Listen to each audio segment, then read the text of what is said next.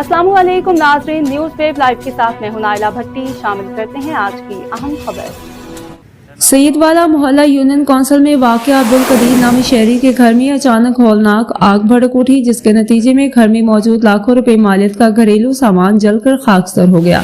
तफसीलात के मुताबिक गुज़श्ता रोज तकरीबन 9 बजे के करीब मोहल्ला यूनियन कौंसिल के रहाशी अब्दुल कदीर के घर में अचानक आग भड़क उठी, जिसने देखते ही देखते पूरे मकान को अपनी लपेट में ले लिया।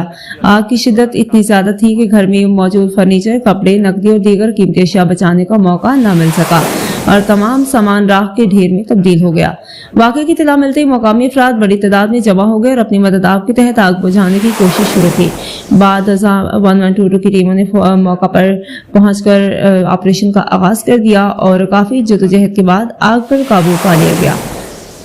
खुशकिस्मती से वाक़े में कोई जानी नुकसान नहीं हुआ और तमाम अहले खाना महफूज रहे। मुतासरा खानदान इस वक्त शदीद माली सदमे से दोचार है और खुले आसमान तले आ गया है।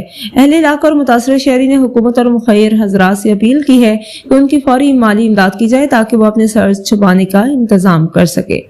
अब तक के लिए इतना ही। मज़ीद खबरों और अपडेट से बाखबर रहने के लिए देखते रहें न्यूज़ वेब लाइव। हमारे चैनल को सब्सक्राइब करें, लाइक करें, बेल आइकन को प्रेस करें ताकि नई आने वाली वीडियो आप तक जल्द पहुंच सके।